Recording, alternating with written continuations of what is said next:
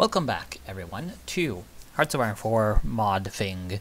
And this time we're going to be taking a look at Reich, which is a Nazi victory mod. Much on the verve of TNO, but not exactly a TNO in that it's less about, like, hey, look, these people are crazy, and more about, let's go kill Nazis without getting nuked. It's known as the more realistic one of the two, although, well, all the Nazi victory mods really aren't realistic, but that's what they know.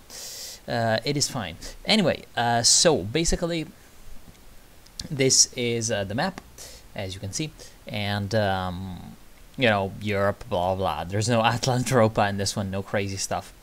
But yeah, basically the Germans. I don't exactly remember when the game starts, but it's somewhere in the late 50s.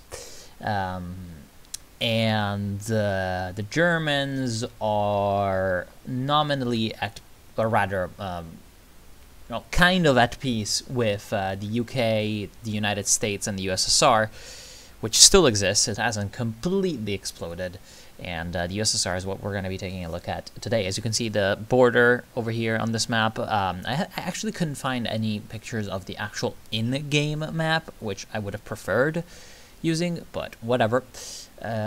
Basically, the USSR is bordering the Germans at the east, essentially the Aaa Line. Now, the Aaa Line is named that way because it goes from Arkhangelsk, which is a city in the north of Russia, where the where the West Russian Revolutionary Front is, the remnant of the Red Army. I'm not sure if you can see my cursor, but it's about where the U is on the geographical map. In fact, let's do some zooming. Basically, up here, by the White Sea, and the other A is Astrakhan, which is a city at the mouth of the Volga when it reaches the Caspian Sea. So it's basically where you see the border running of the German Reich, and up through there are the Ural Mountains. Now, the reason. Well, actually, the Ural Mountains are quite a bit more to the east. Basically, the reason why the Germans wanted to preserve this line is that technically, they wanted to go up to the Ural Mountains, although actually got kind of bamboozled by the way the map looks. The Urals are east of Perm, which is the capital city of the USSR in this timeline. So basically, the Germans control most of Western Russia up to Moscow, but everything else to the east, including the great city of Kazan, where the Tatars live, which is still very much plains, very much West Russian plains, is under control of not Germans. There's also other. Oh, nope, that's something I want to take a look at later. There's also other Russian states in the east because of the Soviet Union, after losing to the Germans, kind of half collapsed. You can see to the far east there's a Russian Republic, of which, like, the general details are known as to what they plan to do with it, but mostly it's just very extremely to the right, politically. Like, for example, Vlasov can get to power there, if I recall correctly. And as you can see, it stretches all the way to the Baikal, to the Lake Baikal, and the capital is in Vladivostok, to the east. Then there's other random countries like Uryati, Altai, which are just ethnic state kind of things. Then there's the three more interesting ones: Norilsk, Krasnoyarsk, and Novosibirsk, which are all like Russian regional breakaways. Now, Norilsk is kind of interesting because it's probably not going to be the most like powerful thing, because like the capital Norilsk is just the northernmost inhabited, or like the coldest, no, not the northernmost, the coldest inhabited town in the world. As you can see, it's like just a mining settlement, like almost, it's just in the North Siberia. but it can have like some nasty ideologies, such a well, yeah, we're not going to get into it. Krasnoyarsk also can have some nasty ideologies. That's a theocracy, I think, at the start. And Novosibirsk is a social democracy. It's actually led by, they haven't revealed this. The guy actually purposefully revealed it to me, but I'm not sure I actually want to reveal because it's a meme. So I'll just say that it's a very, very important Soviet politician that in this timeline, you know, falls off with the mainline Soviet leadership instead of taking over and becomes social democrat, and in real life he likes a certain agricultural product. Okay, going forward, we see that. Okay, so like actually I should have first prefaced this. The Soviet Union at the beginning is led by Lavrenti Beria, known as the rapist, the head of the Nkvd, who was, of course, very, very well known for his role during the Great Purges and, you know, heading the security apparatus of the USSR and trying to become the leader of the USSR after Stalin's death. Now, in this timeline, I believe Stalin has issues because of, well, losing the war, and Beria becomes the leader along with the Nkvd, which essentially kind of takes over the Communist Party.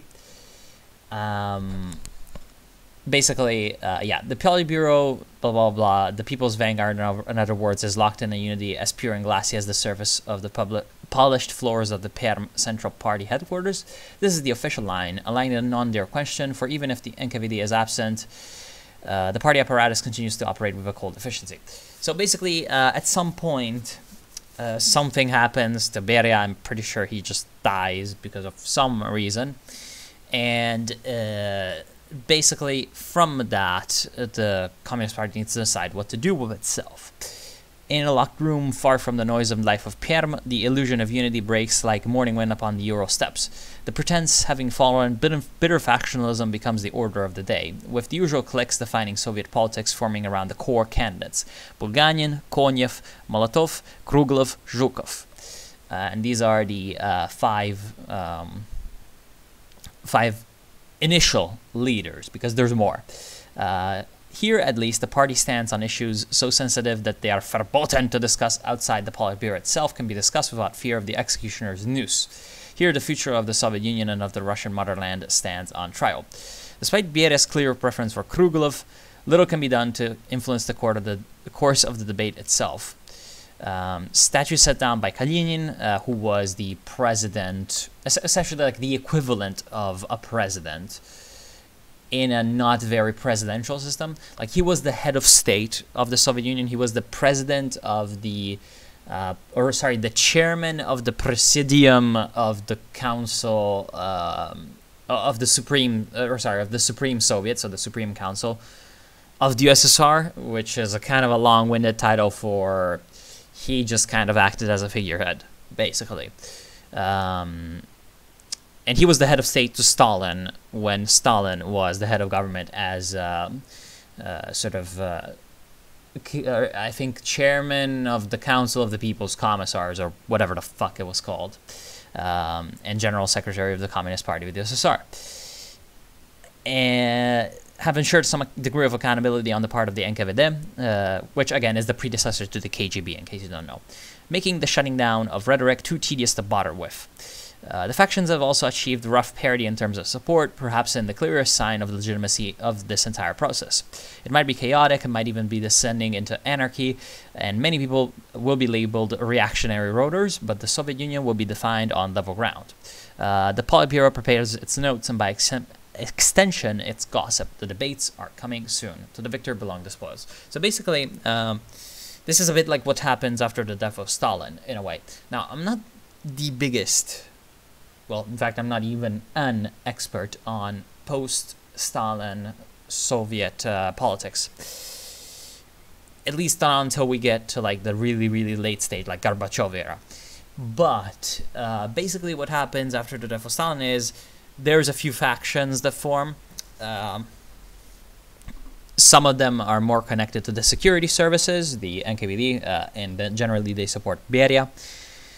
there are sort of moderate reformist kind of people that eventually coalesce around Khrushchev, and there were also sort of more pro-military people that coalesce around Zhukov. Now, it's more complicated than that. There's also Molotov that's involved. He used to be the foreign minister, more famous because of the Molotov-Ribbentrop Pact. But, yeah, it doesn't really work out. And he gets purged. Beria also gets purged, and he gets shot, because that's kind of how things work. And yeah, so basically during the transition period after the death of Stalin, there's a rather long-winded set of basically just political intrigue between these factions. In this scenario, it's represented as, like, you know, the sides debating within each other and trying to sway the sort of undecided, the independents, to gain a sort of majority within the Politburo, which is a rather small organization. Like, the Politburo literally just means the political office. And, well, I'm not entirely sure as to what the size was supposed to be around this time, but, like, generally you're going from, like, 10 or 15 to 30 maybe people. That's, yeah, 30 is like a lot, maybe 20. Yeah, 10 or 20 generally people. So it's not really all that big. They're supposed to be representing the main interests of the various sectors of the state, so like security services, military, economic bureaus, you know, various ministries, all that kind of stuff, and of course certain organs of the party itself. So the Politburo, in the best interest of the Russian people and the proletarian struggle, has elected on its first issue of debate, which is unification, a relatively safe topic. Now, with unification, they refer to, you know, mainly they refer to retaking over all the tiny breakaway or not tiny breakaway republics, so Novosibirsk, Krasnoyarsk, the Russian Republic, all that kind of stuff, and you know, taking back Western Russia from Germany. Virtually the only thing that all candidates agree on is that the Russian lands must be unified under the authority of the Perm government. Everything else is up for debate. The main problem with unification, military means notwithstanding, is that the Union will have to adapt, overruling vast lands, weary of Stalin's yoke, and still embittered by the tight grasp of the regime, and its swift near collapse at German hands. How do you rule people whom you have failed to defend? It's just impossible in such circumstances. So, for hours the debate rages, and before it arrives at a bottleneck, the definition of the word union. What is the scope of federal control in a land as diverse and confusing as Russia? Should sovereignty be limited to administrative matters, or should centralized government rule directly? Now, basically, the way it goes is that there's quite a few of these events, right? And at the end, depending on the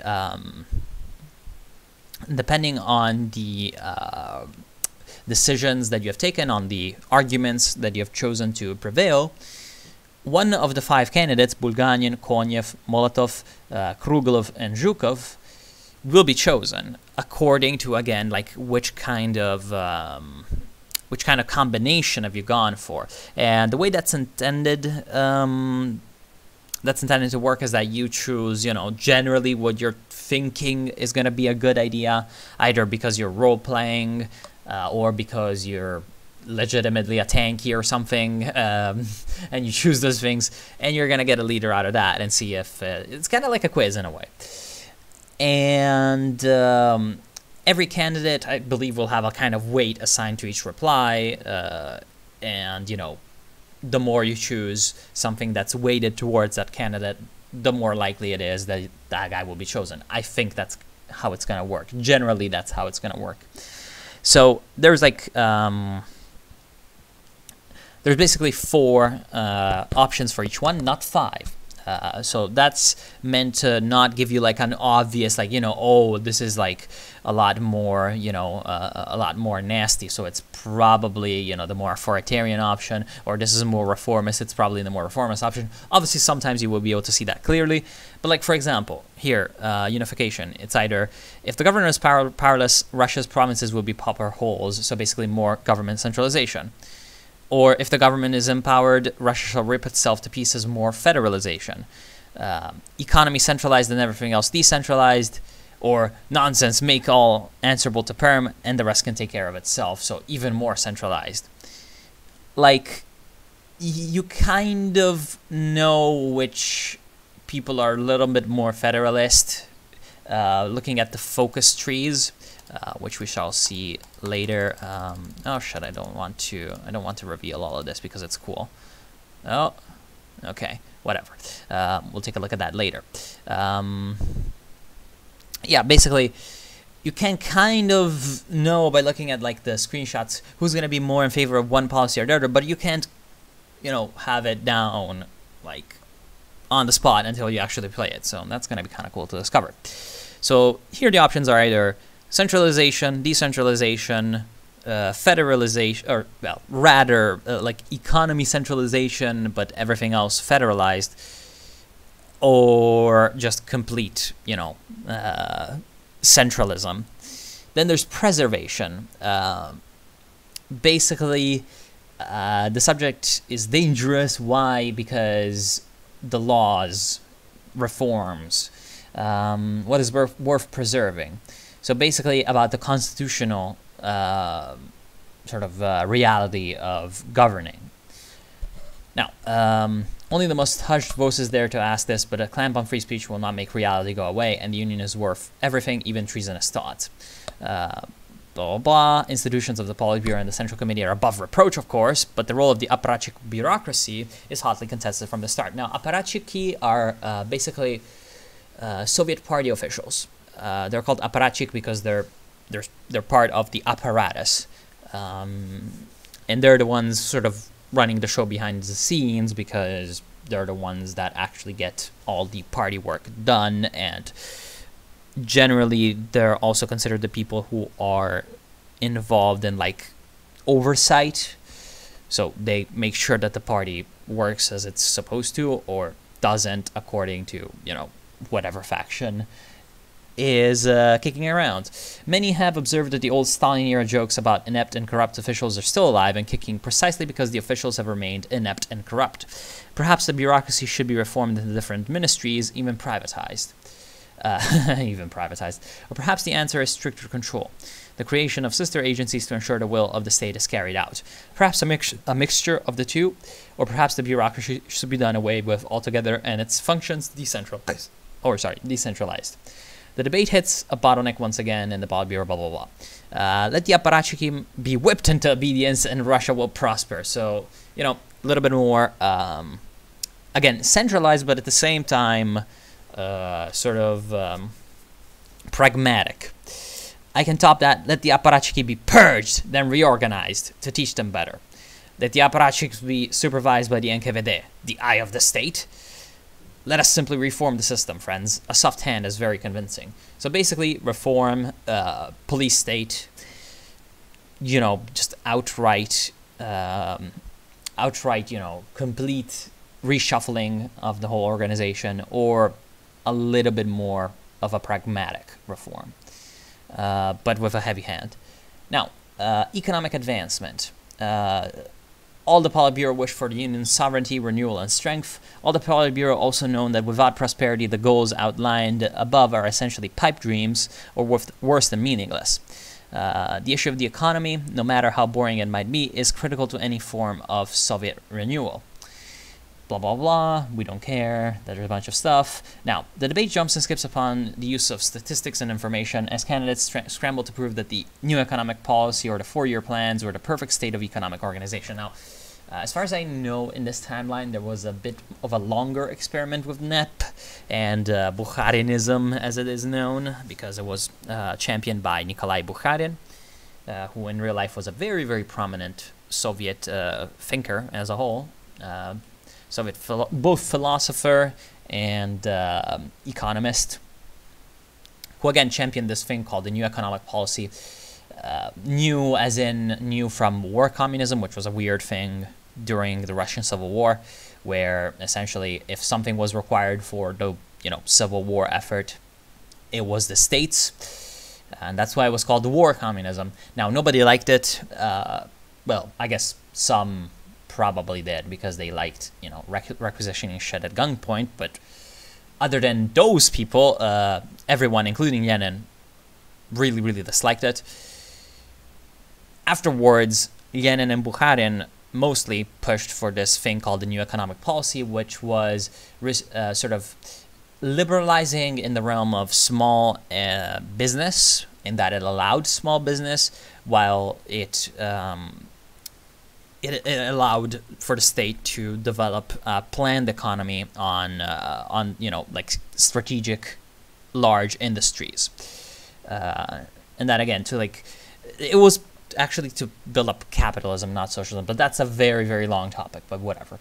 The 4-year plans, I'm guessing, are going to be similar to the 5-year plans, which is the Stalinist approach.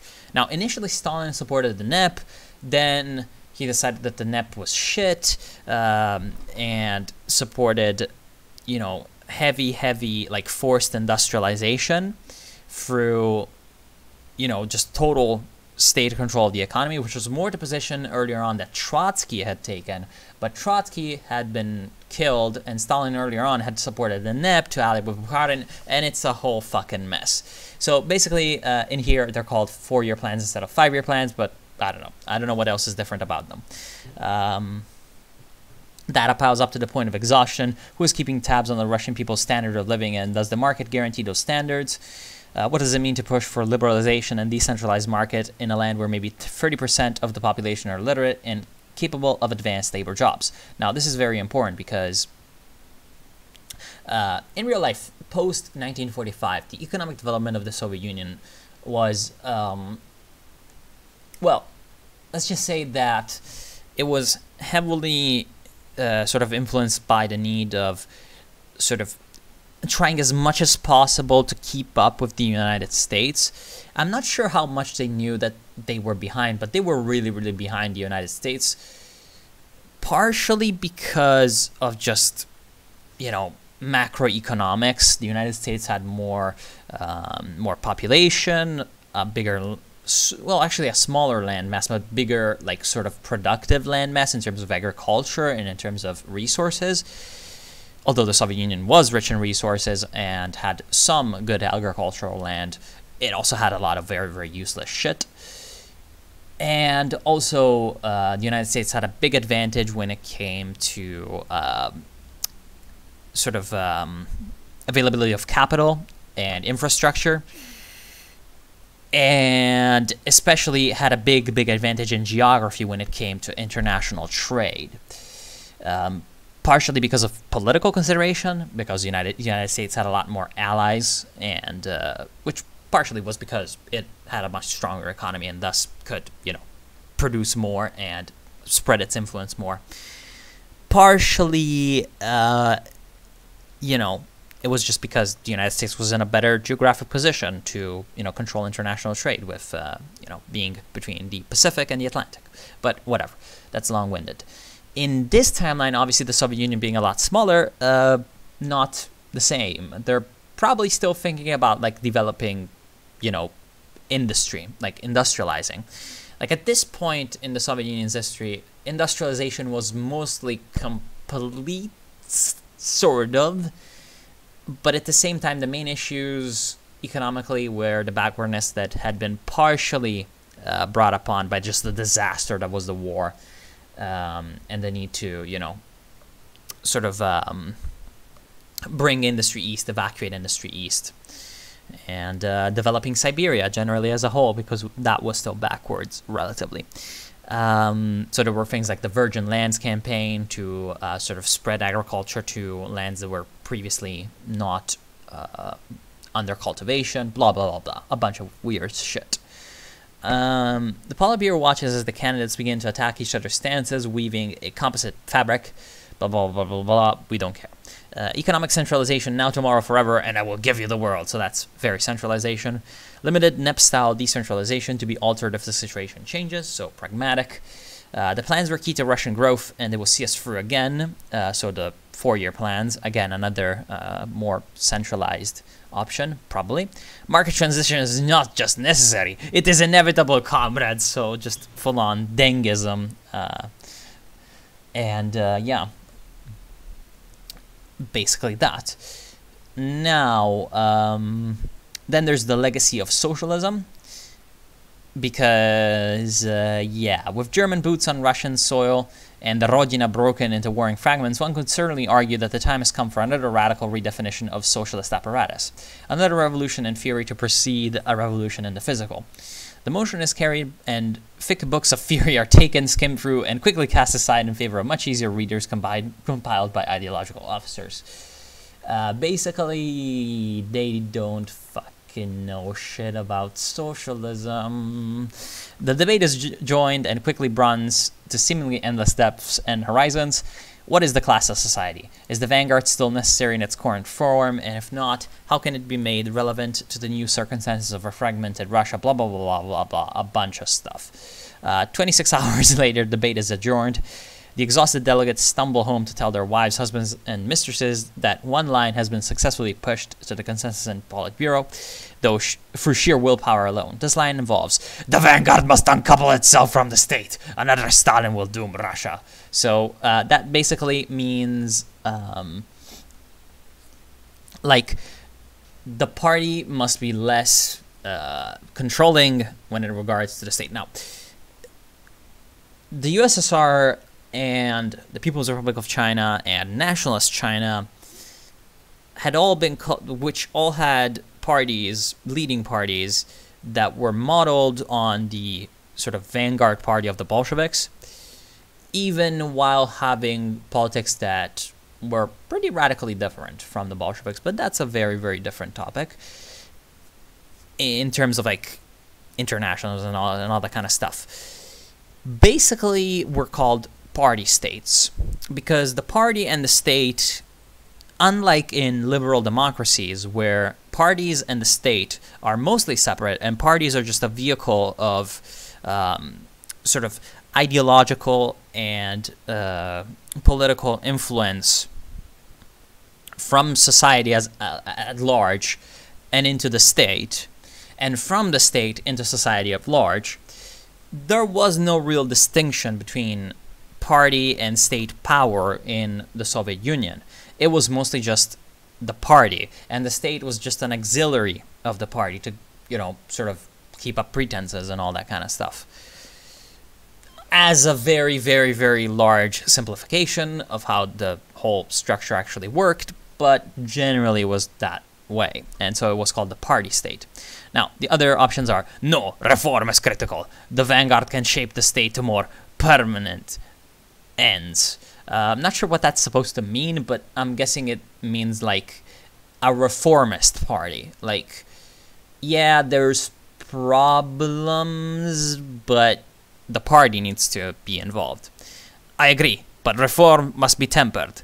Leaders must push Russia forward, good or ill. So that's basically the standard sort of, the party's leadership must be, you know, kept forward. Basically, this is the real-life Chinese choice. Basically, what happens in China after Mao's death is that there's a bunch of debates about the role of the party and what structure should the state and the party sort of take. Now, eventually it's chosen reform. Reform has two sort of options. Either radical reform that eventually transitioned into a sort of multi-party system, whether it be limited or very, very extensive, like, you know, actual liberal democracy, or limited reform that's, you know, limited to the economic sphere, but politically we still keep the party control, which is what eventually ends up winning out, especially in 1989 when Tiananmen sort of accelerates that process of debate with, you know, the very urgent need of, should we shoot those people or should we actually put in place what they're demanding of us? They choose to shoot those people. The vanguard's ideological disobedience led to its defeat. Keep the party proper. So that's just, you know, let's keep the party in line and continue forward. Now, new ideological debate. The legacy of socialism discussion was simply a prelude, an introductory discussion for the greater issue awaiting the Politburo, which is the final one. If socialist theory and application is up for debate, well, perhaps it is time to determine the form of ideology appropriate to guide Russia into the future. Perhaps it is time to press the red button to begin talking about the future of the Union in its most visible form. The Politburo is not superhuman, and the stores of courage are in short supply after the last debate's proceedings, but the motion is eventually passed over heavy strong-arming on the part of the Nkvd, who have apparently decided that now is the appropriate time to begin giving the Politburo a choice in their own direction. With guarded glances and worried comments about whether Beria is looking too closely at one's immediate corner of the room, the debate is joined. What does socialism look like? Must it be tailored to local circumstances, guarded with force? Can liberalization be entrusted to the people below the party, or must it be led from above? What stage will the class of society appear at, and what blah blah blah blah? Bunch of terms, bunch of stuff, and that is so. What need has Russia of the party, or the controlled economy, or even of the vanguard? Is not the existence of the Nkvd proof that ideological consciousness is fundamentally flawed in the people at some fundamental level? Blah, blah, blah. This last debate is the most intense, and on several occasions fistfights nearly break out. That's very Ukrainian of them, over screaming delegates accusing each other of betraying Russia. Even so, the Politburo manages to muddle its way to a conclusion, and with it, the end of the future of the Union debates. So, socialism has served the people well, and we shall preserve it with minor adjustments, so relatively minor. Socialism is best kept in a locked room until the Russian people are ready for it. So I'm guessing that's gonna be the nationalist option, and there is a nationalist option. Our loyalty to the hammer and sickle must be aligned with the faith in the Russian sword. So I'm guessing that's the militarist option. It's also nationalist, and I'm guessing it's Zhukov's option, and we'll see to why. If the Russian people were not ready for socialism, the party must wake them up. So I'm not sure exactly who would pick that, but it's lovely. So now, after this whole crisis in the Kremlin sort of series of events, which is kind of great, although it's lacking the awesomeness of the crisis in the Kremlin writing. And in case you don't know, just don't take offense, whoever wrote this, because you may not know about Crisis in the Kremlin, but Crisis in the Kremlin is special. So now, the halls of the Perm Kremlin now remain silent. Only the Politburo room itself still teems with life. The men there have ear, they have spoken, but most importantly, they have voted. Now it remains only for the votes to be counted, and that's the most important part, according to someone, as the future of the Union hangs in the balance. So that's the Red Conclave, which is a reference to how the Pope is chosen. Now, oh shit, I fucked up. That person should not be there. So now, the Red Conclave, blah, blah, blah. I see I have a handy sort of legend over here to make people understand the background of the possible leaders. Now, there's the 5 options that we talked about. There's Georgy Zhukov, who have termed the People's Marshal. There is Sergei Kruglov, the empty apparatchik, we'll see to why later, who leads to, because now there's the 5 leaders, right? Kruglov, Zhukov, Bulganin, Konyev, and Molotov. And this guy is Konyev, the beard man. But a few of these leaders, not Zhukov, as you can see. Zhukov, if he wins, he wins. There's a few of them that either can fuck up, or they can be succeeded by someone, or a coup can happen, or something of the sort. Kruglov is one of them. He can get couped by a man called Vasily Zaitsev, who you may know as the dude from Enemy at the Gates. He was that sniper guy. The Union's Knight, because he has a very interesting and very meme ideology, Traditionalist Socialism, or TradSoc. Now, he can also be succeeded by another guy that I don't put in the chart because he keeps the ideology the same. And that man is Yuri Gagarin. Yes, that guy. He can be assassinated in like 1960 or something. And if that happens, he is succeeded by Yuri Gagarin, who can make a glorious Soviet space program, of course. Now, another man that can be chosen is Vyacheslav Molotov, who was the USSR's foreign minister under Stalin. And he was also a big contender to be a successor of Stalin. And he is known as the fake reformer, because a lot of those reform options, if you picked them, you'd get, reform options such as, let us simply reform the systems, friends, or limited NEP-style decentralization, or probably the vanguard must uncouple itself from the state. And at the end of their, like, probably if the Russian people were not ready for socialism, the party must wake them up, or maybe minor adjustments.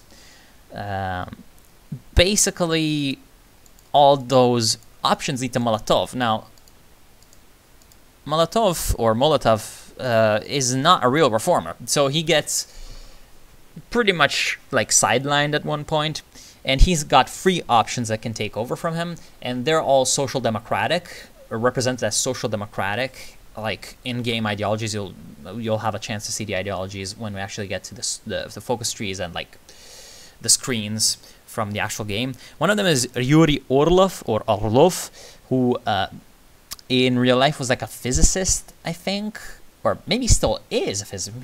He might be still alive or something.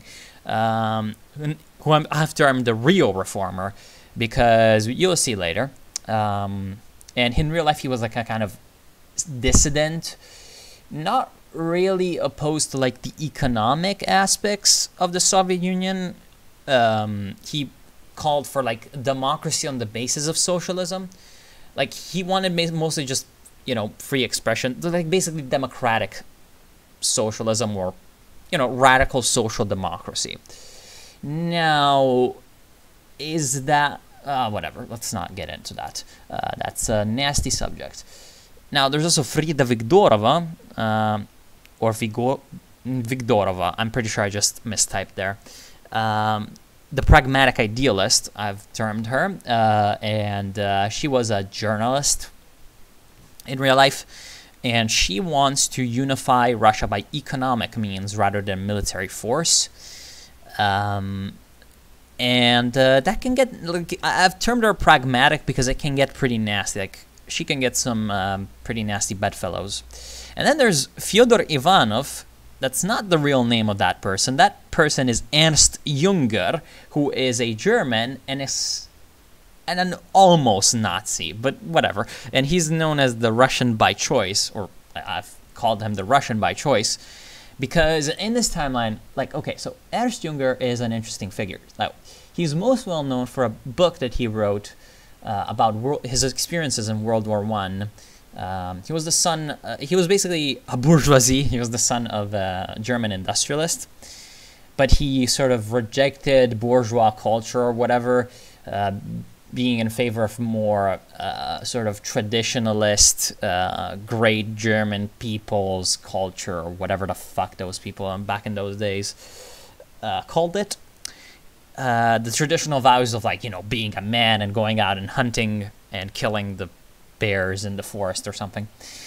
So he enrolls in the German army in World War I, becomes very, very famous, earns the Pour le Mérite, which is the sort of highest possible award. A bit like Hitler. He was a militarist who actually walked the walk instead of only talking the talk. And he writes this book called Storm of Steel, which I actually kind of want to read at some point because it sounds pretty interesting. Like, talking about, war in a sort of semi-philosophical sense, but, as someone who experienced it and actually supported it, which is definitely not my view, but interesting. And yeah, because of that, he gets, like, a lot of attention in Germany because the book appeals to sort of nationalist kind of people. And if you know the early Weimar years, at least a little bit, you know that those kind of nationalist people had some very interesting ideas, very, very populist, very, very much revanchist. In Italy, that's called fascism, and in Germany, it is termed National Socialism. Now, National Socialism is not the same thing as another thing that gets born during those years, which is National Bolshevism, and it's also not the same thing as sort of left populism or left nationalism, but it is definitely sort of influenced, at least in aesthetic and rhetoric, by those movements. Now, Ernst Jünger would be probably much closer to weird left populism, more along the lines of something like Russian populism. And yeah, he goes up in those views, but he's very conservative socially, which is a very weird thing. Like, he's more progressive on the economic side of things, but socially he's extremely conservative and extremely nationalist at the same time. So he's a big brain boy, basically. And in this timeline, like, okay, in real life, he refused to work for the Nazis because he just fucking despised them because of various reasons. So he goes in the army and is one of those, like, glorious Prussian officers or whatever, you know, the old guard, that definitely had no political affiliation at all and definitely only followed orders. But he actually, like, you know, he actively, like, opposed the Nazis. He was just slightly less in a, you know, crazy nationalist, just slightly less, and had, you know, slightly more pro-working class orientation when it comes to economics. So he was a bit more economically reformist. In this timeline, he is then sent to the Soviet Union as like a kind of attaché or ambassador kind of thing after, you know, the hostilities died down. And he's like, well, maybe the Russians are the real Aryans after all. Although he wasn't, like, as far as I know, he wasn't a race supremacist. He just had, like, a bunch of kind of weird ideas about, like, you know, elitist class, warrior people, but not really, like, race kind of based, more just, I'm better because I'm better. Those kinds of things. More Nietzschean, but without the race stuff. And he's like, oh yeah, maybe the Russians are that. And he decides to take on a Russian name, Fyodor Ivanov, and become Russian. Eventually, he's accepted into the Politburo or something, and he can become the leader after Molotov. Now, his ideology is Nazbol democracy, basically. That sounds really retarded. You're like, isn't Nazbol, like, totalitarian at maximum? And yeah, but, like, not. So basically, he's nationalist. He's, you know, for a planned economy, but he's also for a political, more democratic system, more representative system. And he's also got weird philosophical ideas. Now, Bulgarin is a surprise nationalist because he, like, in real life, he was just a kind of just random minister. Minister of Defense, I believe. And, yeah, in this one, he can be, like, a nationalist. Like, he can turn the Soviet Union into, like, the Russian whatever. Like, Russia. And he can get couped by two people. One is Viktor Abbakumov, who in real life was the heir of Beria, like the sort of second in command of Beria in many ways. So a sort of secret police guy, Chekist. And the other one is Nikolai Kuznetsov, who I've termed the Gulag Admiral for a very simple reason. He's an admiral and he likes gulags. Both of them denouncing, like, the rightist conspiracy of Bulgarin. Then there's, so, like, Bulgarin is the only non-socialist and like extreme, you know, right-wing nationalist kind of guy. And then there's the last one, who is Ivan Konev, the ultra marshal, because he has probably got, like, the most, he's probably the most similar to Stalin in a lot of ways, from what I've seen, in that, yeah, his ideology is called ultra-visionary, and we'll take a look at that later. He can get couped by Vasily Stalin, the good son, because he's the son of Stalin. He was not the one that shot himself, or tried to shoot himself, but it didn't work, and Stalin was like, he can't even shoot himself right. No, he was the other one, which is why I'm saying, like, the good son. And this guy was, like, a pilot, essentially. Like, he was in the Soviet Air Force. And in real life, he got purged by, essentially, Khrushchev. And, yeah, Khrushchev is not around here. But he does exist. So basically, that's Zhukov. And Zhukov has his own ideology called Zhukovism, which is a mixture between typical nationalism and communism. Essentially, Zhukovism is Nazbol. It's this version's Nazbol. So it's Stalinism, but with less sort of centralized political institutions, a little bit more quote-unquote democratic, a little bit more democratic in the liberal sense. So, like, not as authoritarian. Strives to combine socialist economics with radical patriotism and seeing military expansion as a necessary mean to protect the people and values of socialism, which is why I've named them the People's Marshal. And as you can see, his flag is basically like Nazbol, except with a red army, white star. And he's okay. His ideology in that's early. His ideology in the game is represented as socialist. There's two more. There's Marxist Leninist and there's Revolutionary Communist. And there's also Social Democrat. So there's 4 possible Soviet ideologies, although I believe Bulgarin is paternal autocrat. So I guess there's 5 possible ideologies from this tree. And yeah, so social democracy are people like Yuri Orlov, Frida Viktorova, and Ivanov, Ernst Junger, and Molotov. Although Molotov is only in there for the fakes, he's faking it. And now Zhukovism is not only in the possession of Zhukov. Not only Zhukov is a Zhukovist. Zaitsev, he's traditional socialist, but it's also kind of sort of influenced by Zhukovism in that they're very, very like militaristic and patriotic.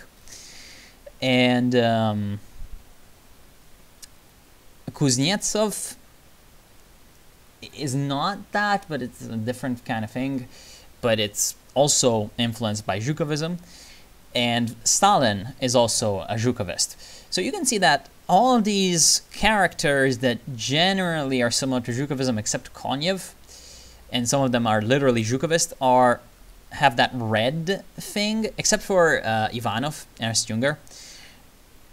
That red thing means they're military people. Now, they've done a pretty good job of representing like how different backgrounds sort of shape the political view of these people.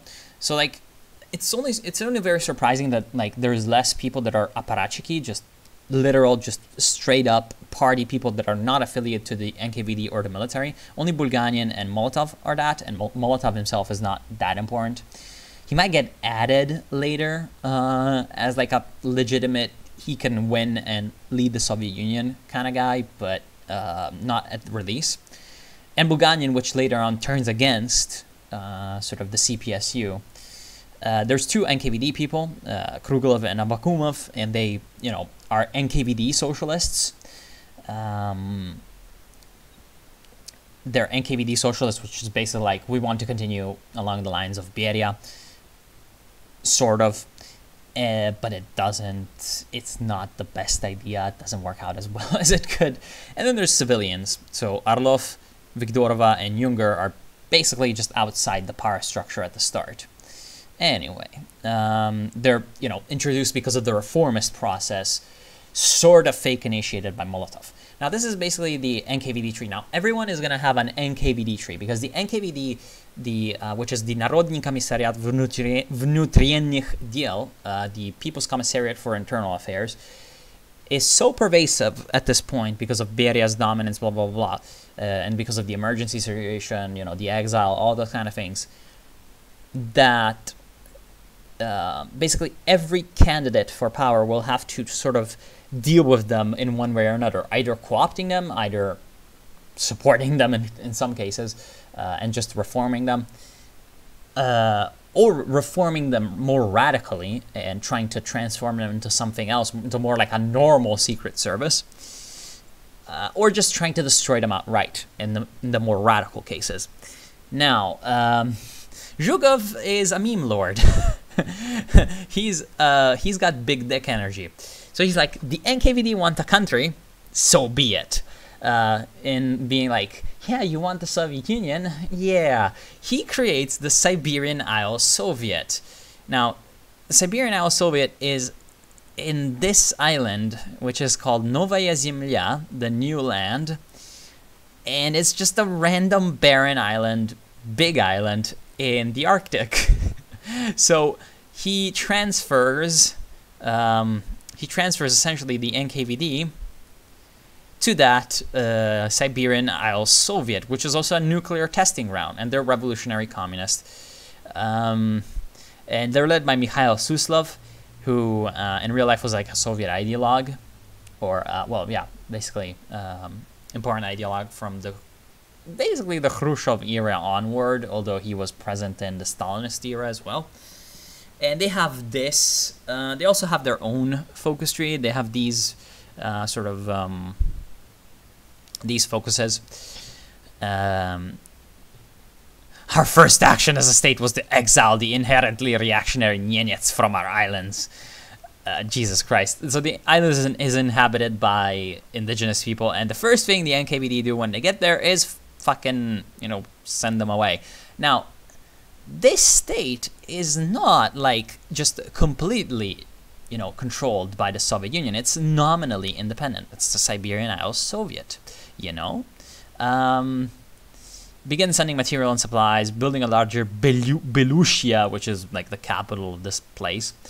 Small fishing fleets, several small factories, appoint Suslov as leader, begin deporting Nkvd officers, begin deporting all Nkvd members, draw up token defense treaties, transfer one division to the nation, and then, filling in the NKVD's shoes is just about replacing the NKVD. Transfer the jurisdiction to the MPs. Now, the MPs might just be members of parliament, aka the people from the Supreme Soviet. Now, the Soviet parliament was the Verkhovny Soviet, the Supreme Soviet, and the Supreme Soviet was composed of delegates from Soviets, which are councils, that were coming from all over the country. Clear the Politburo of NKVD members, moved to recreate the Ministry of the Interior. So apparently, the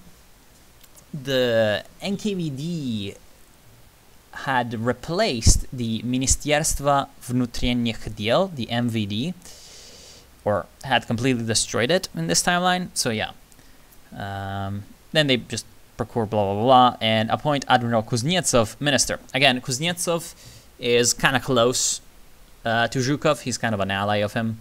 And the reason why they're different leaders is that Zhukov and also Ivanov and also Stalin, who are, again, sort of close to Zhukovism, in some cases outright Zhukovist, like Stalin is an outright Zhukovist, he's a little bit more nutty, but whatever, are coming in the tree after someone else has won the debates.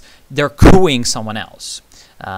Because those people aren't kind to Zhukov, because he's probably like one of the bigger, priorities, and then like one of the bigger like candidates for leadership. And then he's like, just to be safe, execute Konyev. Now Konyev is nasty, but whatever.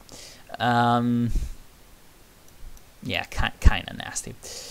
Anyway, the second possible winner is Kruglov. Now, Kruglov, as you can see, has that cool flag over there with like a kind of blue stripe, which is the flag of the Russian Soviet Federative Socialist Republic. It's got a kind of blue stripe at the bottom, although that's kind of a teal, so it might be actually Ukrainian. So why, I don't know, but they've got the blue stripe, or the teal stripe. And then it's got a star above, which represents the military and blah, blah, blah.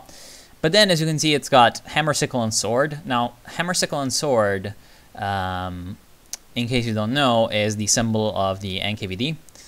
Now, let's see if I can find a focus that's like sufficiently representative of that.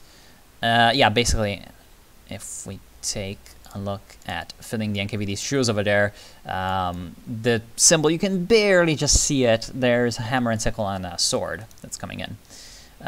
So basically Kruglov is like, yeah, the NKVD doesn't sound too bad, but we need to temper it with Kalininism. Now, Kalininism just basically kind of means, you know, a little bit more decentralized rule. So the principle it operates on is a sort of restoration of something called democratic centralism.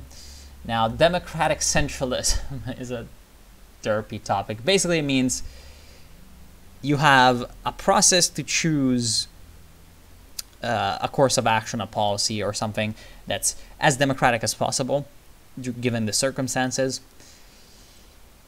And after that's chosen, everyone has to follow it strictly to the letter, with discipline. And that's basically the principle under which both like early communist movements and their successors, at least in theory, operated under. Now, so basically, like he's reforming the NKVD. So as you can see, constrain the power of the NKVD, deberryization, and then reversing Bukharian Ism, aka recollectivizing state agriculture, eliminate small market sectors. So basically, he's just a kind of mishmash of a lot of things, which is why I'm terming them the empty apparatchik. He seems to be mostly just kind of focused on his own, you know, power and being very pragmatic with it. So basically, he's gonna remove the NKVD from politics and try to make them sort of like a kind of normal security service. He rehabilitates Stalin, and again tries to, you know, have direct elections to all local Soviets, which is kind of like what happens in China, except they're not called Soviets in China. They do have elections in China, just not to like national leadership. And yeah, basically that is termed restoring party democracy and anti-factionalist meritocracy. So basically, he's just kind of a weird mix of a lot of things and very big brain. Like economically, he's more centralist. So obviously on the economic debates, if you want Kruglov, you're going to want to pick a lot of economic centralist things because he doesn't like Bukharianism.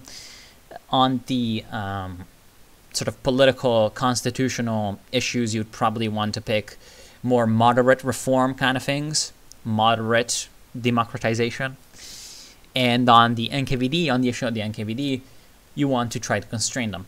Now, you might be saying, why the fuck do you want Kruglov? The reason you want Kruglov is that he leads over to the greatest tree, which is Zaitsev, because if you remember, he can get couped by Vasily Zaitsev, but that's for later. Then after Kruglov, we're going to take a look at Konyev, because that's the order I decided to put these things in. Now, Konyev has an ideology. NKVD-L, ultra-visionaries. They're Marxist Leninist, which is like, you know, the highest authoritarian, farthest kind of ideology. The brainchild of Ivan Konyev, of the Ivan Konyev. Oh god, it's the crisis in the Kremlin writing again. Head of the Soviet Union's Nkvd Internal Security Division, and Kaisone Fomvihane, leader of the Laotian Communists. Ultra-visionary Marxism is the view that only through all-pervasive state inclusion can society be transformed, which is very big brain. Ultra-visionary Marxism also holds belief in the need for eternal revolution, backing revolutionaries all across the world. So basically, he's the ultra option. Now, as you can see, his NKVD tree is termed "those who must die," and those who must die are the neo-bourgeoisie of the right, and that's Bulganian, the opportunists of the center, and that's Kruglov, and bolstering the left. And apparently, they don't need to die. So he's ultra-leftist, basically. He's kind of like Maoist in some ways, but it kind of reminds me of that. Obviously, he's not Maoist, but kind of like that. Now, mandatory service in the NKVD, mass surveillance, merged the military police into the NKVD, which frankly surprises me that it wasn't already the case. He's got a weird flag that I don't know what that's supposed to represent, but whatever. Anyway, then he's got show trials, which is what Stalin did to his political opponents during the Great Purges. Essentially just being like, yeah, we're trying you, definitely in a very, very legitimate way, and we're not just, you know, going over all of our own laws to execute you. Yeah, basically fake evidence, all that kind of stuff. Then there's the neo-bourgeoisie of the right. Just, you know, kill them all. And then he does the Pinochet, airdrop the least guilty over Siberia, shoot the rest with tank guns. Now, airdropping, I'm pretty sure it's without parachutes, so yeah. And shoot the rest with tank guns might be a reference to North Korea, where like there were allegations that they executed someone with an anti-aircraft gun, but whatever. And then at the end, Zhukov's turn for a plane ride. Now, Zhukov being killed in the Konyev tree and Konyev being killed in the Zhukov tree is a reference to the fact that these two didn't like each other in real life. They were kind of like rivals, to being like the greatest Soviet general or whatever. In this timeline, that turns sort of violent. Then there's Bulganian. Bulganian, as I said, is the nationalist option. And as you can see, he's got a very big brain flag that's like the Imperial Russian tricolor. And then there's like the double-headed Tsarist eagle in the center with like the Muscovite horsemen. So they're all very, very traditionalist, you know, symbols of Russia, great, blah, blah, blah, kill everyone who disagrees. And then there is a very Soviet-like reef of wheat around it. So I guess there's going to be a bit of Nazbolism involved, but whatever. And yeah, so basically the grand concession. I'm not sure if that's Bulganian himself or who the fuck. Like, I have no idea who that figure is supposed to be. Now, there's a reason for that. Like, he might be Bulganian, but at the same time, Bulganian, as you can see from his focus tree, has something at the beginning called Doomvirist federalism. Now, Doomvirist is Latin, so I'm not sure where they got that out of. It's basically the equivalent to triumvirate, except with two. Doom in Latin means two. So Doomvirist means that there's a diarchy leading the show. So is that the other guy or is that Bulganian? Who is the second guy? He's not fucking named anywhere. I have no idea. Doomvirist Senate. Elections to new local Doomvirates. I have no idea. It's a very big brain political theory and I can't understand it. Anyway, he kills the NKVD guys. He kills the Ultra Visionaries. He kills Kruglov, aka NKVD moderate socialism. Expel the rest from Russia. And as you can see, with the Ultra Visionary shot, there is an Ultra Visionary flag with the flames of glory of Russia over it. And then there's the Kruglovist flag with the flames. Then there's the decollectivization program. Privatize remaining state farms. Privatize state arms manufacturing. Privatize the state trade apparatus. Replace expelled members with loyalists. It's like basically the way the Soviet Union worked is that it had an economy that was basically like capitalism, but everything was state-owned when it came to big factories. Now, at various points in the Soviet Union's life, they did experiment with like local small business being allowed. At the same time, the way like management worked was okay. It's a big topic, so we're not gonna get into it. But basically, like in real life, the reason why the Russian economy in the 90s was so shit is that they handled privatization pretty fucking poorly. Now, the planned economy, for all its flaws, had a remarkable ability to sort of provide for the very, very basic needs of some parts of the population.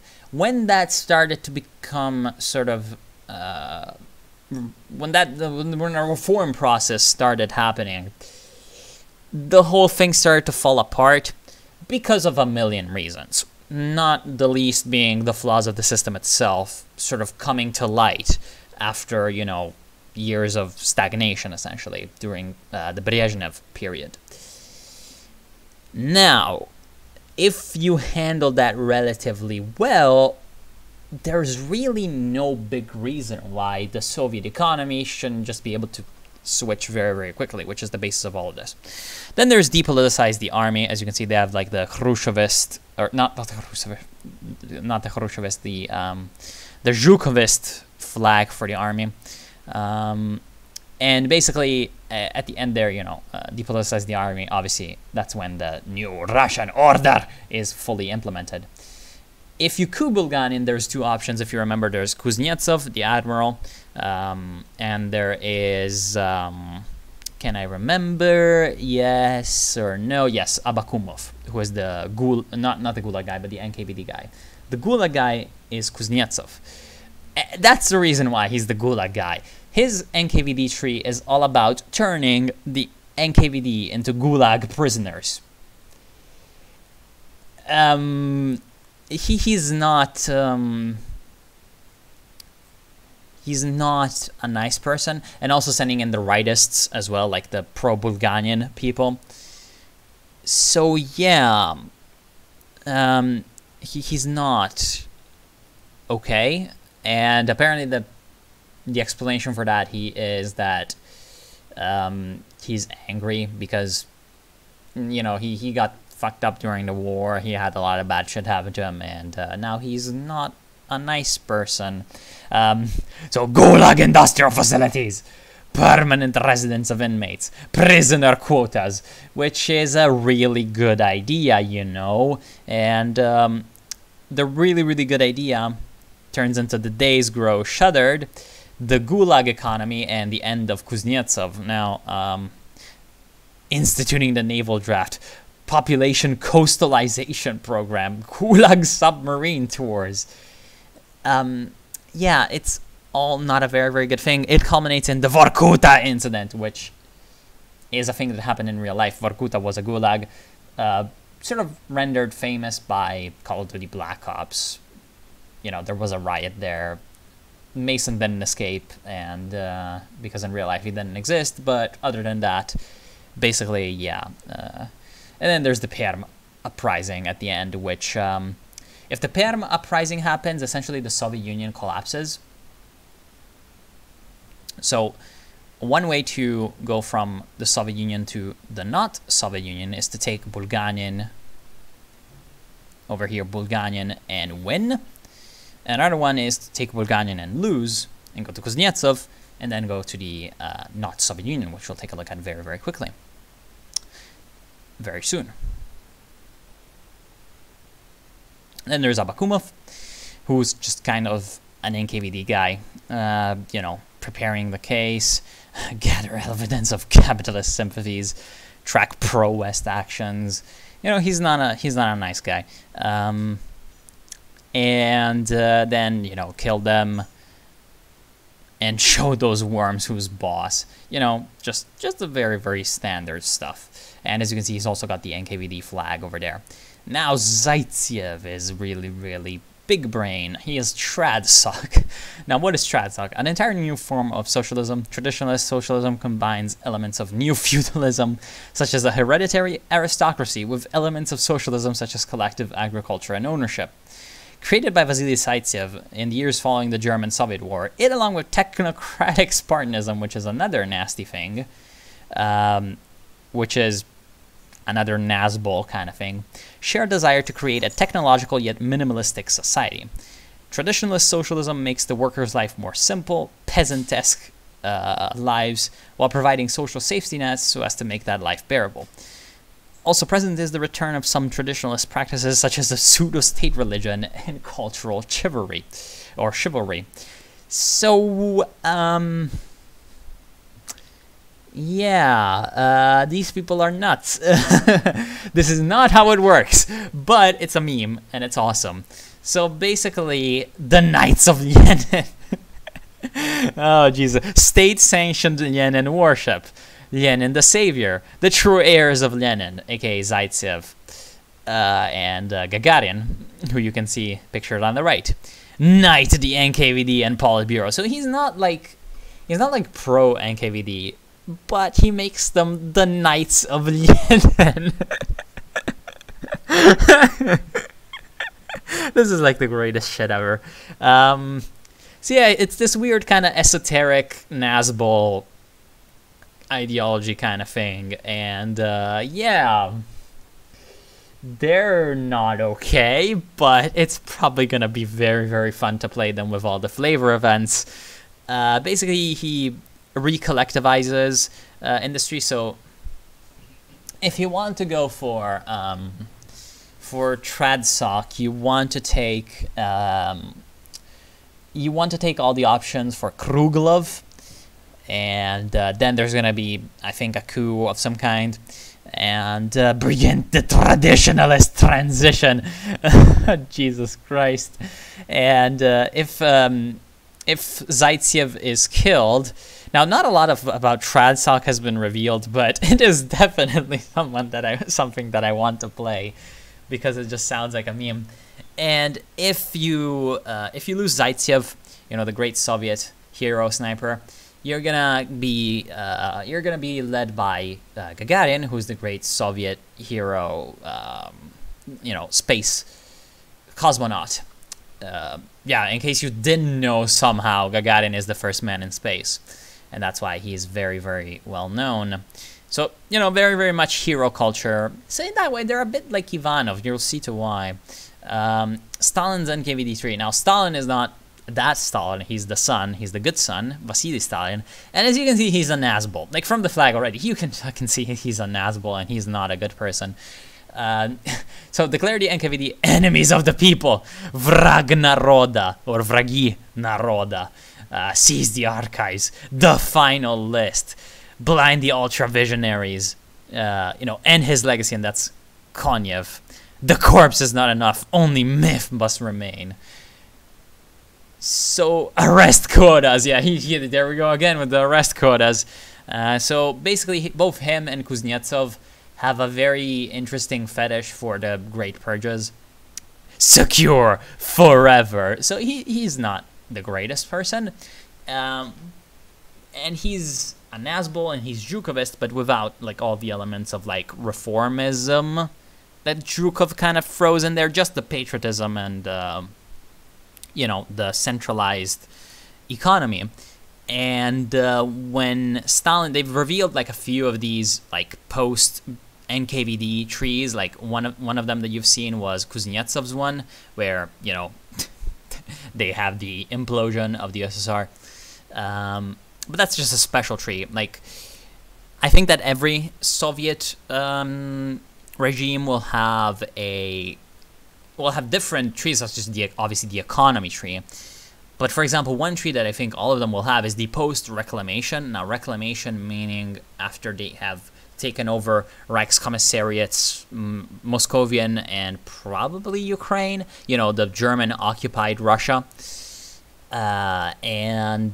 When Vasily Stalin takes over the German Reichskommissariat, he creates the liberated German state or whatever, and as you can see, it's got the DDR emblem, and they're Marxist Leninist, and they're led by Yakov Djukashvili, who Djukashvili is the real surname of Stalin, the real family name of Stalin, and he's his brother, and he's the guy that, you know, tried to shoot himself, failed, and then he got, like, you know, taken prisoner by the Germans and tried to escape the concentration camp. Stalin was like, we're not going to trade a major, because he was a major in the Soviet Army. We're not going to trade a major for a general, because they wanted to trade him with, with a marshal, because they wanted to trade Paulus with Stalin's son. It's a weird story. And he's like, we're not going to trade a major for a marshal. That's not fair. And you know, you Germans come. And once he got killed for trying to escape the concentration camp, he was like, at least he finally died a man's death or something. So this guy he did not lead a happy life. So here we have a tale of two Stalins. And it's about, dealing with essentially the remnants of the German occupation. And I love the focus. If you're on my Discord server, you know that this icon is now part of my sort of emotes, because look at that, a train with a skull on the front with an East German flag with down there, deport all Germans to Ost Germany. They came, they conquered, they fled, which is obviously a reference to Julius Caesar. Deport all honorary Aryans, which is probably like Russians that are collaborating with the Germans. Reviving an old Spartan practice, which is the Krypteia or Kryptia. I'm not sure how that's pronounced, which is basically like, okay, so the Spartans consider themselves an army of occupation in their own territory. And the people that they were occupying were the Helots, who were their slaves. And I forget the name, Parisians or something, who were like the kind of middle class, quote unquote, like the freemen of the Spartans. Now the Helots were just not treated well. It's like, digression, the 300 fucking Spartans were not like the great heroes of democracy and the Western values. The Persian Empire was much more fucking progressive for its time than Sparta, but whatever. So the Spartans, to train their young people for war, which is all they cared about, sent them out on like espionage / secret police duty to the Helots with permission to kill them for whatever reason they deemed fit. Only as long as they didn't get caught doing it, to train their, like, fear, stealth kind of thing. And that was meant to keep the slaves in line. So, I'm guessing, like, you're sending in the great Russian military colonists, and if the Germans and honorary Aryans and maybe Ukrainians in like the fucking collective farms are uppity, you send them out and kill them in the night. And again, if the Spartans didn't do this, they weren't considered like real men or something. But whatever, I don't even know.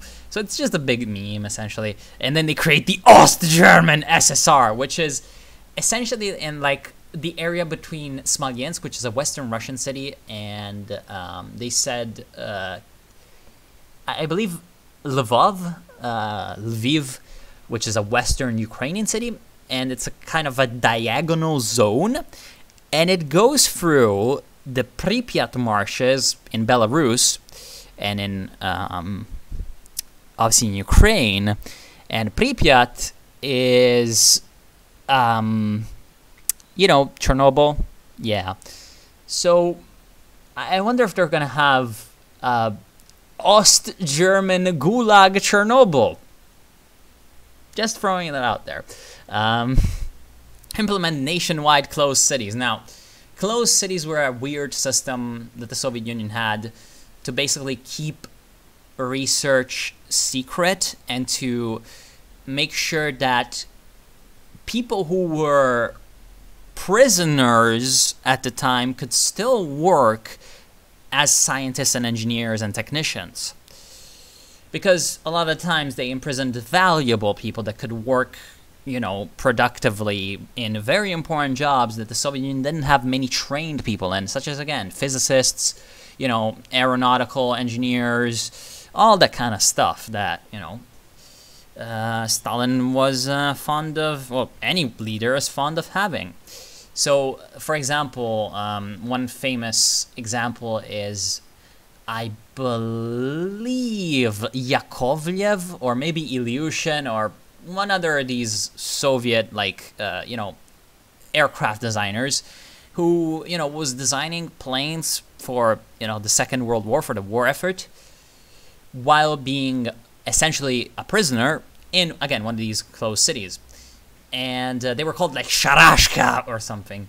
And the closed cities actually survive like the de-Stalinization process, and they continue like to keep certain types of research secret, such as, for example, later on in the Soviet Union, they actually started to research laser weapons and trying to implement them in the Soviet military with, well, some success in like actually making them work, but not very practically so. But that's another topic. And yeah, so that's basically what they're doing. A nation under lock and key. So that's not nice. Now, Orlov or Alov, the NKVD are done. He's the real reformist. So he can take two routes. Either just abolish secret polices and services, which might be a bad idea, or I know we can get this right, which is reforming the NKVD into, or sorry, destroying the NKVD and out of it, and out of the, like, you know, empty spot, building either the KPFZ, which is the FBI, basically, or the AZS, which is the CIA. So either more focused on, you know, sort of outward sort of espionage and, you know, intelligence, or inward security and intelligence. Basically just, you know, trying to make a relatively normal secret service, which is not great, but, you know, probably not as bad of an idea as eliminating it altogether, but whatever.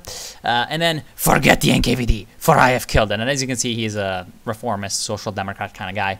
And as you can see, he's also got the Russian flag in the background, because this is the economy tree that he has.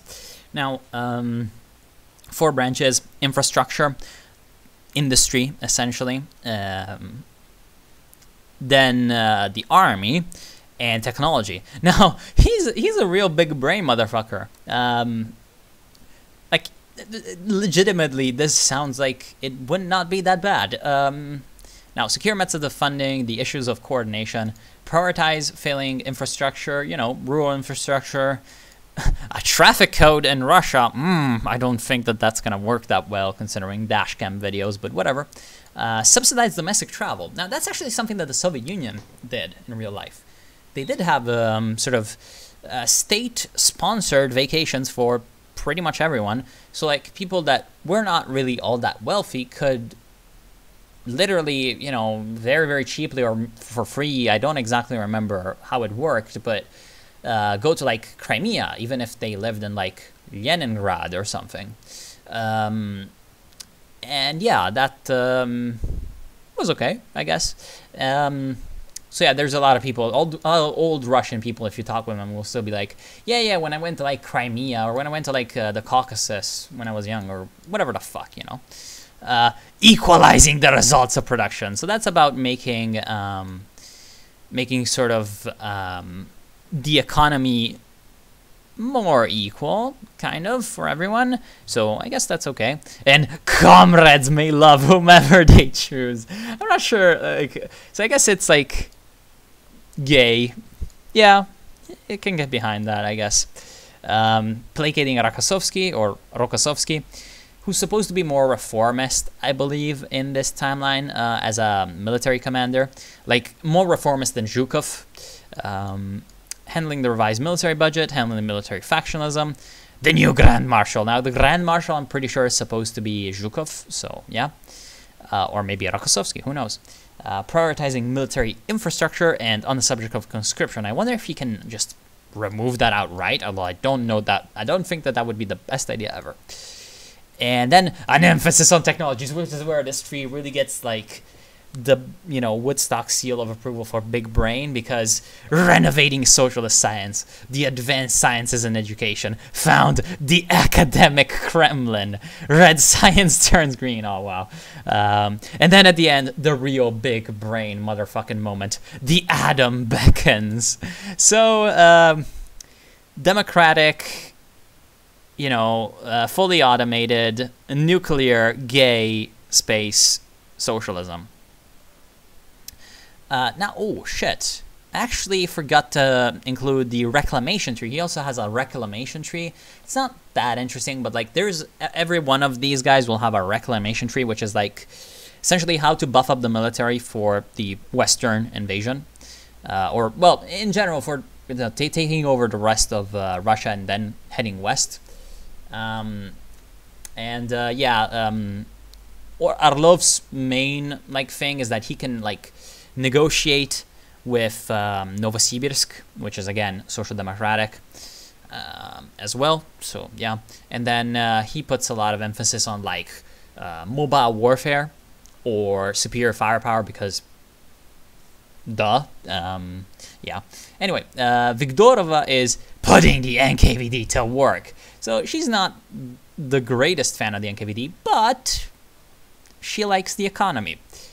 Announced the first Comic-Con summit, the establishment of Comic-Con. Now, the Comic-Con in real life was basically the embryo of sort of the European Economic Community, which was the precursor to the EU. The EU is the European Economic Community, which was a free trade zone plus a few things for like the economy and stuff, plus a political union. Now, the Comic-Con was the Warsaw Pact equivalent, but it wasn't nearly as developed as the European Economic Community because of a million reasons. We don't have time to get into them. Probably we've been talking for like an hour or something already, so yeah, I'm going to try to end this very, very quickly. Redistribute the NKVD bureaucracy, turn informants into analysts, replace NKVD offices with Comic-Con staff. So basically, he sends like the NKVD into the bureaucracy of this Comic-Con that is supposed to be this economic, Russia-wide economic union, right? And then other NKVD people, you know, are executed, others are sent to the factories and massively downsize the jurisdiction. Now, how does this Comic-Con actually kind of work? The Comic-Con works with 2-year plans, not 4-year plans. 2-year plans now, not just in the economic zone, but also in like with political goals very, very closely intertwined with the economic goals, because it is supposed to provide a incentive for all these Russian warlord states, there's like little ones, to reunite peacefully with the USSR, or Comic-Con as it is now known. So like creating a single armed forces, creating sort of a better quality of life, and then a deal with demons is about Krasnoyarsk, which is again a theocracy. They're not good people. And then the Idel, which is the Idel Ural, which is a kind of Tatar state. And yeah, it can either succeed or backfire. If it backfires, bad shit happens. If it succeeds, you then go ahead and go into the Germans. Then there's Ivanov, obviously, who is the Ernst Jünger guy, and he is the Nazbol democracy person, and he basically turns the NKVD into either philosophers or volunteers. Yeah, he's got this esoteric streak about him, and so he can create 2 ministers out of the NKVD members, either the Ministry of State Service, because his ideal state is a state of warrior worker scholars, which doesn't mean anything, but whatever. Basically, either make them like a very, very sort of almost imperial Chinese civil service kind of thing, almost Confucian in that regard, or into, you know, propagandists, essentially, the Ministry of New Philosophy. So yeah, that's his ideology. The result of Zhukovism being forced to adapt to Soviet democracy, Zhukovist democracy adopts Zhukovist principles while having a slightly more relaxed hand in civilian life. Zhukovist democracy is often followed by those Zhukovists who are disciples of Fyodor Ivanov, formerly known as Ernst Jünger, and is often concerned greatly with doctrine and praxis over opportunism like that of the NKVD. Zhukovist democracy often functions as a government with large amounts of power, but one that is more moral and dedicated to workers than, say, those who follow Nkvd socialism, like Kruglev or Abbakumov. So basically, you see that he's got the glorious rifle there because they like militarism. And this is what happens if the Soviet Union actually collapses. Now that we've gone over all the actual Soviet leaders, this is what happens if it actually collapses and goes all tumbling down. For example, if Kuznetsov does his retarded shit. Or maybe, I guess, if Viktorov's Comic-Con fails. Or there's a few other like failure conditions, but not that many, to be fair. Now, the halls of a broken nation. The Kremlin's halls lie in broken shadow. A lone man walks through the long corridors, a singular room in mind. A door is reached, the naming placard reading General Secretary of the Communist Party lies broken on the ground. The man enters, his face in tears. Andrei Sakharov has waited for this day for many years. After being exiled from his home by Beria, he traveled the former territories, a broken man. Now, Sakharov, I believe, was like also a physicist, and he was a prominent dissident in the Soviet period. Basically, like, yeah, he was this kind of person, and yeah, you know, if the Soviets have fucked up, there's the all-Russian Provisional Government. Sakharov is the main man in that, but there's 5 outcomes, at least, you know, right now. All of this is obviously subject to change because the mod isn't out yet. His all-Russian Unification Congress, obviously, Unification Congress with mainly the Russian Republic. I'm not sure about the role of the other warlords, but yeah, basically, you know, with the Soviet Union gone, the others don't really have a choice anymore, like in terms of like ideological standpoint, to be separate, but I wonder. There's 5 outcomes. One of them, as you can see, is Ivanov. Again, as I said, he's not like necessarily an establishment guy, so yeah, he can come out of the Soviet Union collapsing, and he has the Zhukovist democracy thing. Then there's Alexander Loktionov, who can... This is really big brain. Now, a formulation of the Chinese provincial governor of Shanxi, Yan Xishan. He's back. National utopianism, Yan Xishan fought, is a blend of Confucian ethics and modern democratic philosophy. It is known for being particularly anti-Hoist. Now, Hoism in this one, I believe, is supposed to be like basically Maoism, like, you know, Eastern sort of, yeah, Eastern Stalinism. A legacy of the CCP's insurgency in Yan's province. Operating on a blend of pseudo-Stalinist economics, you know, they in Shanxi, which is the province where Yan Xishan ruled, they had 5-year plans. And nationalist governance, national utopianism focuses on a quick industrialization managed by a moral government. Now, the guy was insanely focused with like technical modernization and while preserving some of the traditionalist ethics again of the Chinese society.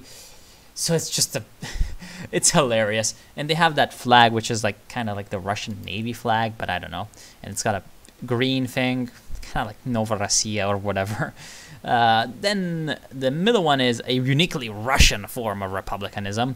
Sakharovism focuses on the need to use the economy to continually build and maintain democracy in all walks of life. Heavily influenced by a combination of moralism and Hayekian liberal economics. Now, Hayek is, I believe, like Friedrich Hayek. He's like a liberal, kind of Kantian philosopher of the 20th century. This ideology is specifically oriented towards the policies of post-war reconstruction. In practice, Sakharovism builds a very open and welcoming republican system while simultaneously having an open and maneuverable economic system. Then there's Dimitri Car Bishop, or Karbyshev. You may know him from Omsk in TNO. He's national conservative. National conservative is a variant of conservatism that concentrates more on national interest and upholding cultural and ethnic identity than most other conservatives. So they're basically, it also favors agrarianism, economic status policies, and more close cooperation between the market and the state. Basically, they're fash light, essentially. you know, yeah, there's a bunch of examples of that. Then at the end there's Andrei Vlasov. Andrei Vlasov has national corporatism, which is an ideology that combines nationalism, authoritarian corporatism, and traditionalism. We all know it's fascism. Yeah, you can call it whatever the fuck you want. It's fascism. National corporatism advocates for a strong executive power, anti-secularism, and for a mixed democracy, which is a combination of corporate and popular rule, with elections where the representatives are chosen by both direct popular election and as representatives of various corporate groups. Now, this is actually a thing in real life as well. It's known as the City of London. It's also known as Hong Kong. It's this weird British thing. We're a bit of a legacy of, like, when Britain had a rising merchant bourgeoisie, and they looked to systems like Venice, like the Serene Republic of Venice, you know, sort of early republicanism that had a bunch of weird, you know, systems, because turns out when you're transitioning from one type of government, from one type of society to another type of government and another type of society, you don't know what the fuck you're doing. So yeah, these early attempts all had these like weird ass systems where it's like, oh yeah, but like the corporations are people and that kind of stuff. And that survives in vestiges, again, in places where like the British Empire had influence. Most notably, again, the City of London, where like corporations are literally people, and Hong Kong. So Hong Kong, not exactly the greatest democracy in the world. Anyway, that's the end of the episode. Thank you all for watching. Hope you enjoyed, and I'll see you soon.